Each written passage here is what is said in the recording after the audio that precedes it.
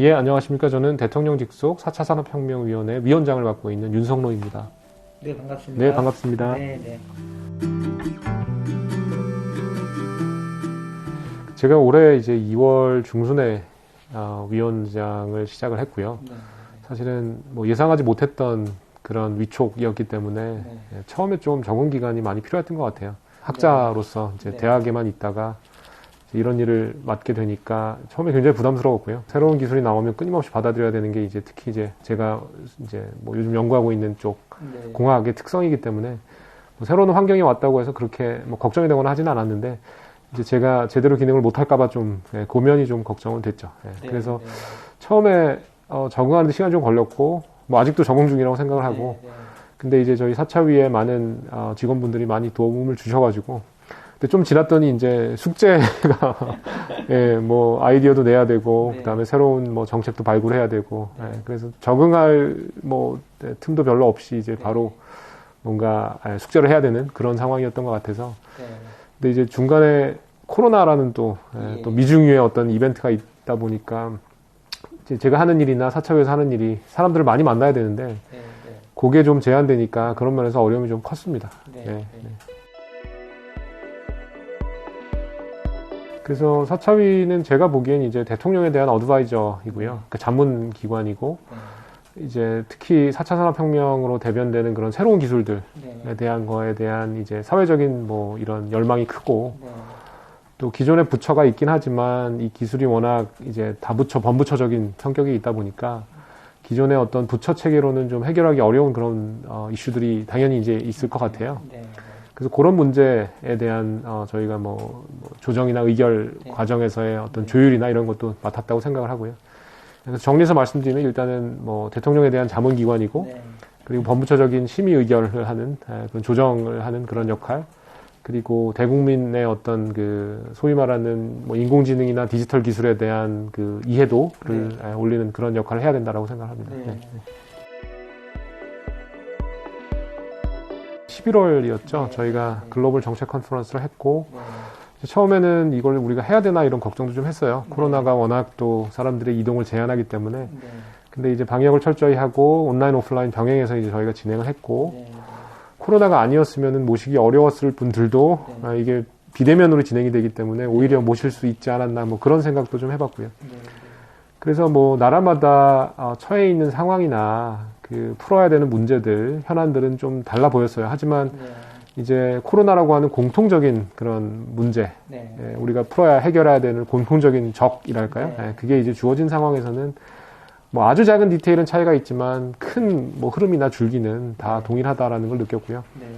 이제 특히 뭐 한국도 그렇고 뭐 많은 나라들이 시도하고 있는 것이 이제 재정 확대를 통한 어떤 경기 부양이나 이런 것들. 그래서 한국도 이제 한국판 뉴딜을 통해서 뭐 관련된 그 뭐 예산을 투입하고 일자리를 만들고 여러 가지 이제 경제가 침체되지 않도록 하는 노력을 기울이고 있는데 뭐 그때 이제 초대를 저희가 드렸던 그런 나라들에서도 거의 뭐 대동소이한 그런 그 계획들, 국가적인 큰 계획 프로젝트들이 진행되고 있음을 확인을 했고요. 그리고 이제 코로나 전과 코로나 후가 다르다. 그 다음에 그러면 어떻게 달라질 것이냐에 대한 그런 뭐 청사진이나 비전 같은 것들도 저희가 공유할 수 있고 서로 이야기 나눌 수 있는 기회였다고 생각합니다. 사차위에 이제 참여하기 전에는 어떻게 보면 혁신가의 역할을 부여받은 그 역할에만 충실했던 거죠. 새로운 기술을 만들고.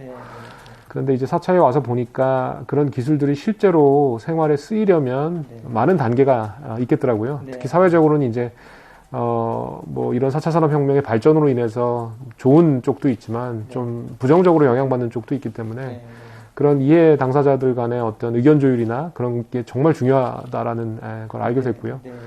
또 저희가 뭐 만족할 만한 성과를 낸 부분도 있고 그렇지 못한 부분도 있지만 어쨌든 이게 건강한 사회의 한 일면이 아닌가 싶습니다. 일방적인 어떤 진행이 아니라 서로 협의와 조율을 통해서 타협하는 그런 모습 속에서 사실은 이제 정착될 수 있는 그런 길을 찾는 거죠.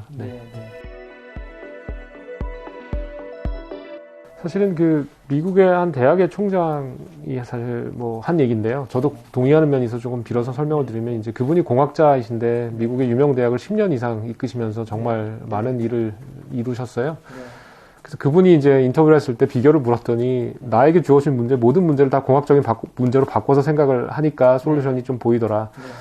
그래서 뭐 많은 학문이 그렇겠지만 특히 이제 공학은 이게 트레이드오프의 학문이거든요. 이게 어느 한쪽으로 치우칠 수 없고 이게 좋아지면 이게 나빠지고 이런 일이 많아서 그 사이에서 사실은 최적의 조율점, 베스트 밸런스를 찾아야 되는 일이고 또 하나는 이제 한 번에 완성되는 건 없어요. 뭐 우리가 자동차를 만든다고 예를 들면 뭐 한 번에 좋은 차가 나오지 않잖아요. 여전히 계속 꾸준히 새로운 차들이 나오고 계속 소위 말하는 개정, 뭐 리비전을 하잖아요. 활용과 보호 두 가지 측면이 있고 스펙트럼이 이렇게 쭉 있는데 그러면 어디서 최적의 그 중간점을 찾을 거냐. 그런 일이 사실은 사차위의 일이고 정부의 일이라고 생각을 하고요. 그 다음에 이게 첫 술에 배부르지 않듯이 시작을 했다라는 게 중요하고요. 그리고 의미 있는 이제 진전이었다고 생각을 하고, 그 다음에 당연히 이제 부족한 점이 있습니다. 데이터 3법에 보면 이제 여러 가지 이제 아직 미진한 점들이 조금씩 있는데, 그런 것들을 저희가 지속적으로 개선해 나갈 수 있고, 그 다음에 또 긍정적인 면은 올해 8월에 이제 개인정보보호위원회가 출범을 했거든요. 그래서 이제 저희가 어떻게 보면 활용 쪽에 조금 더 방점이 있다면, 개인정보보호위원회는 뭐 활용 플러스 이제 보호에도 이제 그 방점을 갖고 있기 때문에 같이 어떤 협력을 통해서 이 좋은 방향으로 진전이 충분히 될 수 있다고 생각합니다. 이제 뭐 여러 가지 드리고 싶은 말씀이 있는데 한 가지는 일방적으로 추진은 사실 어렵죠. 기득권이 있기 때문에 이제 기득권의 어떤 저항이나 이런 것도 있을 수 있고 또 그분의 의견은 충분히 또 납득이 되는 면도 있어요. 그래서 역시 아까 말씀드린 대로 어느 한쪽을 위한 게 아니라 양쪽, 그러니까 새로운 기술의 도입으로 인해서 피해를 보는 쪽과 그렇지 않은 쪽의 의견을 이제 충실히 반영해야 되고, 그 다음에 이제 일견 보기에는 기득권에게 이게 피해가 될 것 같은 새로운 기술이니까 그런 막연한 두려움이 있을 수 있어요. 하지만 이제 그렇지 않고 윈윈할 수 있는, 공생할 수 있는 그런 길이 있다라는 것을 저희가 찾아서 제시하는 것도 중요한 일이라고 생각을 합니다. 두 번째는 조금 제가 뭐 한국에서 여러 가지 그런 이해 당사자들 간에 이제 뭐 다툼이 있었을 때 좀 아쉬운 점이 그게 실제로 그거를 이용하는 사람들이 사실 국민이잖아요. 근데 국민이 좀 배제된 채로 서비스를 이제 새로운 기술로 공급하는 쪽하고 옛날 방식으로 이제 그 일하시는 분들하고 거기만 좀 집중이 된 것 같아요. 이제 국민이 가운데 있어야 되고 국민의 의견이 조금 더 반영될 수 있다라면 좋을 것 같고요. 코로나로 인해서 이런 비대면 진료의 어떤 필요성이나 그리고 뭐 유효성 그리고 뭐 효율성 이런 것들이 그래도 좀 부각이 돼서 지금 현재는 이제 어떻게 보면 조금 잠시 논의가 중단되어 있는 상태이고요. 근데 이제 저희가 의협이나 뭐 복지부하고도 많은 면담을 했고 그리고 이제 해커톤을 저희가 뭐 이제 최근 들어 2차례 관련해서 진행을 해서 이제 관련된 어떤 의견이나 이런 거, 정보 이런 것들을 이제 제안을 뭐 전달을 한 상태고 코로나가 이제 어느 정도 정리가 되고 나면 이제 그 정부에서 공식적인 채널을 의정협의체로 통일하기로 했어요.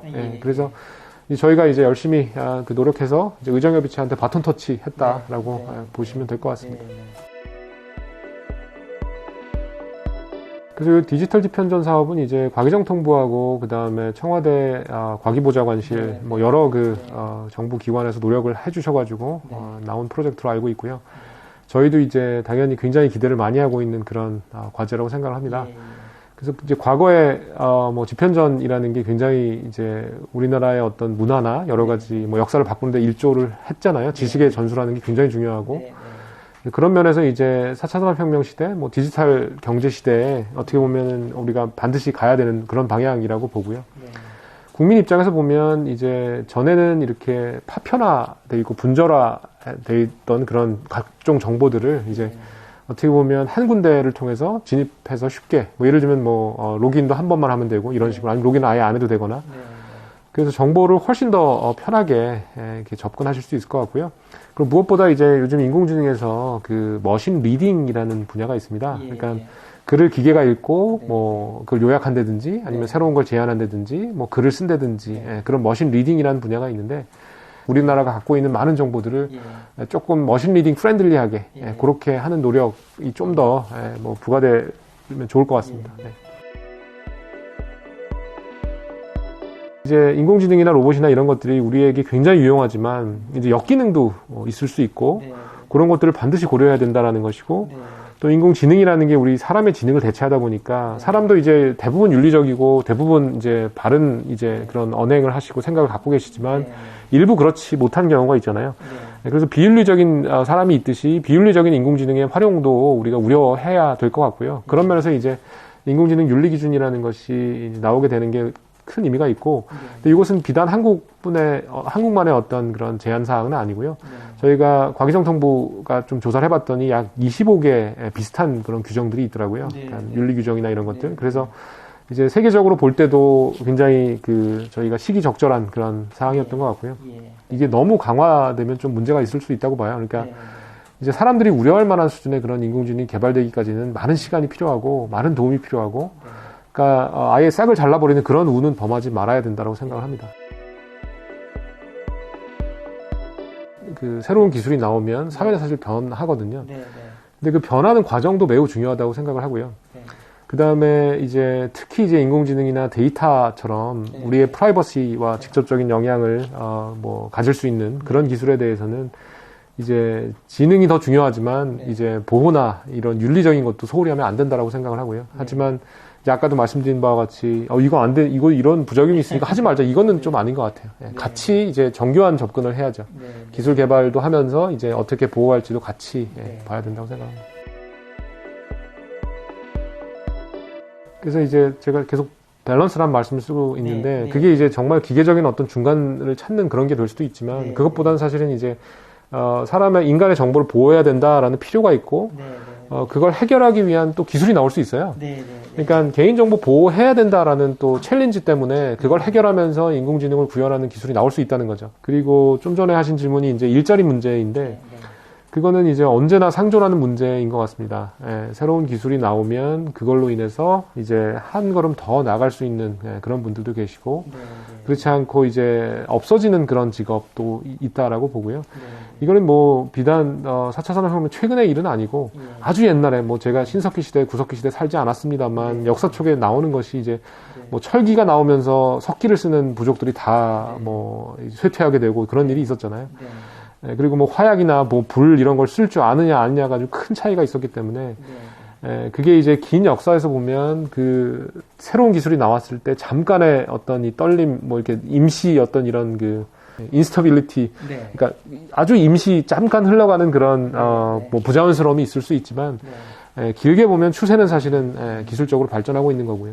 그럼에도 불구하고 일자리 문제는 너무 중요합니다. 아까도 말씀드렸다시피 인공지능이라는 게 우리 사람의 지능을 대체하는 것이고 그렇다 보면 이제 사람들이 잘 해왔던 이런 것들을 기계한테 시킬 수도 있는 그런 여지가 많이 있고 실제로 이제 뭐 제조업 같은 면에서 보면 인공지능 도입으로 인해서 사람의 고용인의 숫자가 정말 뭐 100분의 1이 된 그런 경우도 사실 있고요.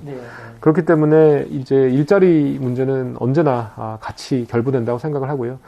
그래서 조금 부정적으로 보면 인공지능 때문에 내 일자리가 뺏긴다라고 생각을 할 수 있지만 좀 더 긍정적으로 보면 인공지능 덕분에 어렵고 위험하고 지저분한 일들은 인공지능한테 미루고 조금 더 이제 인간적인 그런 일을 찾아갈 수 있고 또 새로운 직업도 생길 수 있고 이렇게 생각하는 것이 맞지 않을까 생각합니다. 기존의 기업들은 CIO라는 그런 보직을 갖고 있는 분이 있으세요. 그래서 뭐 Chief Information Officer라고 해서 이제 아시겠지만 많은 경우에 CIO는 보수적일 수밖에 없어요. 금융사고 났다, 뭐 데이터 보안사고 났다라고 하면 이거는 큰 문제가 되기 때문에 기본적으로 접근이 굉장히 보수적입니다. 새로운 거에 이제 적극적이보다는 기존 걸 지키려고 하고 사고 안 나는 게 더 중요하기 때문에 그분들의 어떤 태도는 당연히 이해가 되죠. 그래서 CIO 말고 이제 디지털 경제나 뭐 4차 산업혁명, 디지털 전환을 위해서는 사실은 새로운 기술의 도입에 보다 적극적이고 혁신적인 그런 역할을 부여받는 분들이 필요해요.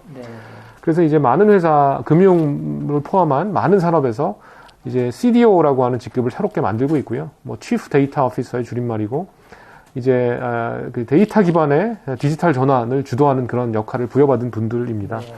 그런데 이제 소위 말하는 C자로 시작하는 고위 임원이어야 되는 이유가 데이터가 같은 회사라고 하더라도 그리고 같은 부서라고 하더라도 굉장히 이제 공유의 제한이 많습니다. 탑다운으로 고위 임원이 진두지휘해서 부처 간 칸막이를 걷어내는 그런 역할이 필요하기 때문에 그런 비슷한 역할을 하는 분이 이제 우리나라 정부에도 필요하지 않을까라는 게 저의 생각이고요. 그 이유는 이제 뭐 디지털 기술이 굉장히 범용적인 기술입니다. 뭐 과기정통부나 아니면 뭐 보건복지부, 행안부, 기재부에만 국한되는 기술이 아니고 이제 사실은 적용되지 않는 분야를 찾기가 더 어려울 정도로 광범위한 기술이고요. 그러다 보니까 이제 많은 부처에서 데이터가 양산되고 있고 데이터를 이용한 여러 가지 뭐 지능과 규제가 다 이루어지고 있는 상황인데 이게 조금 범부처적으로 문제가 되는 경우가 있어요. 그래서 이제 국민 입장에서 보면 그 데이터를 활용하거나 정부의 어떤 지원을 받는 입장에서 보면 굉장히 혼동스러운 경우가 있습니다. 그리고 일 처리가 지연되거나 안타까운 경우들이 있기 때문에 기업의 CDO에 해당하는 그런 역할을 하시는 분이 정부에 필요하지 않을까라고 생각을 해서 제가 말씀을 드렸고요. 그 다음에 이제 말씀하신 게, 그 데이터 분화, 데이터 청 뭐 이런 그 말씀을 주셨는데, 사실은 이제 정치권에서 먼저 이런 얘기가 나왔다라고 제가 전에 들었습니다. 그래서 여야를 막론하고 데이터 전담 부서가 필요하다. 근데 이제 정부에 와서 보니까 청이라고 하면 부의 이제 하위 조직이죠. 그러다 보니까 범부처적인 성격을 갖기가 어렵고요. 그 다음에 부라고 하기에는 또 역시 마찬가지로 다른 부처에 있는 데이터를 뭐 활용하기 위한 어떤 이런 게 쉽지가 않거든요.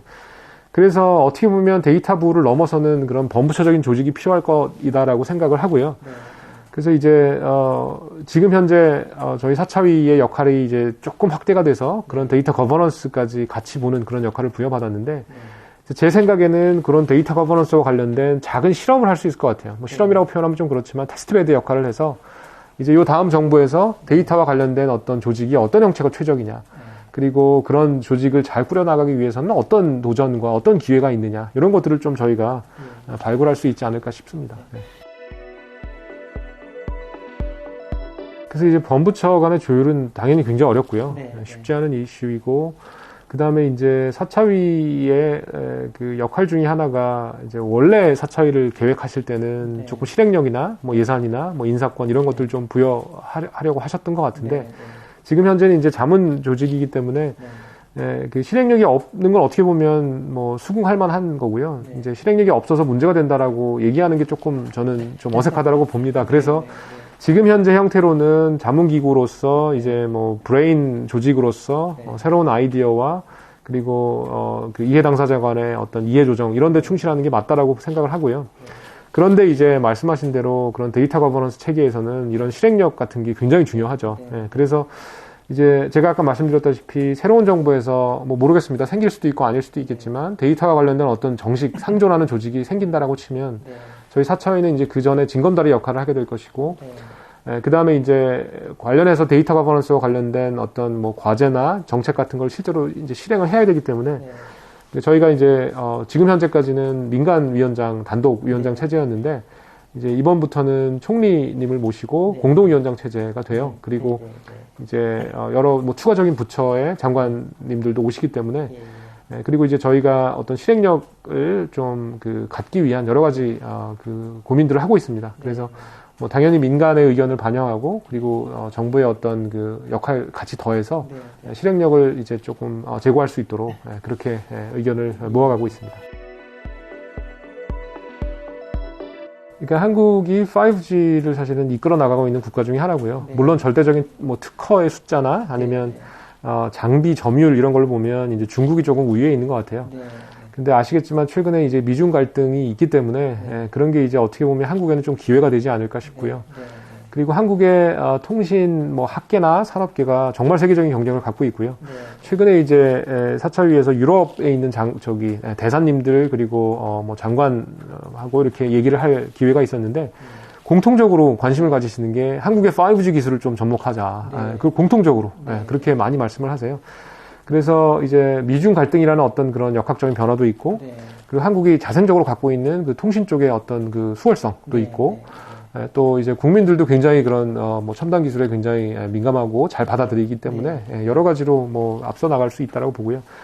이제 아시겠지만 통신 쪽의 어떤 세대가 대충 10년 정도로 보죠. 그래서 이제 2020년이 5G의 어떤 시발점이 됐던 해였다고 하면 이제 6G 같은 경우에는 2030년 정도를 봅니다. 그래서 21년, 22년 이때 이제 표준화가 이어질 것이고, 그리고 이제 실제 구체화를 거쳐서 뭐 28년, 29년, 30년 이때쯤 이제 상용화가 될 것으로 예측을 하고 있고요.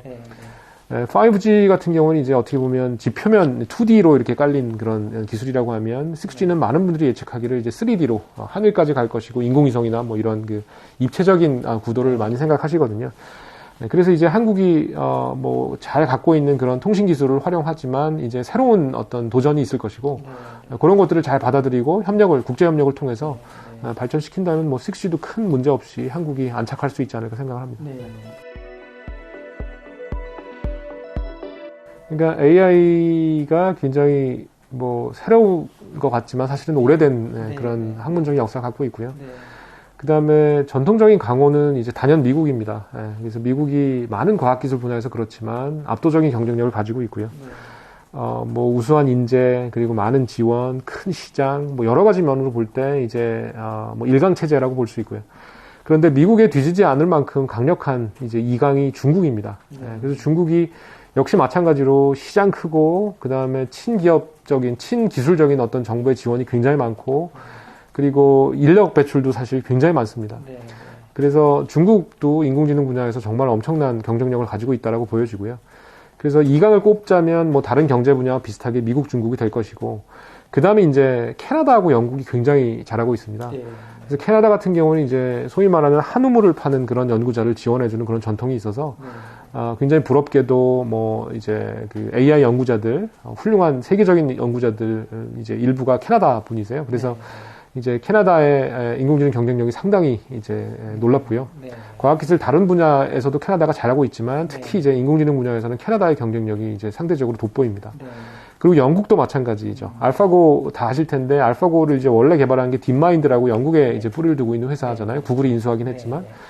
그래서 이제 뭐 영국에도 여러 가지 그 놀랄만한 일들이 많이 있어요. 그래서 이제 EU라고 하는 시장, 물론 이제 브렉시트를 통해서 빠져나오긴 했지만 어쨌든 EU에 근접해 있고 큰 유럽 시장이 있고 인재들도 많이 있고 또 과학기술 전통도 굉장히 훌륭하기 때문에 영국의 경쟁력도 상당합니다. 그리고 나면 이제 남는 것이 뭐 유럽의 일부 나라들 그리고 뭐 이스라엘 그리고 이제 아시아로 오면 뭐 한국, 일본이 있는데 제 개인적으로 보기에는 일본보다 우리나라 경쟁력이 훨씬 높다라고 봅니다.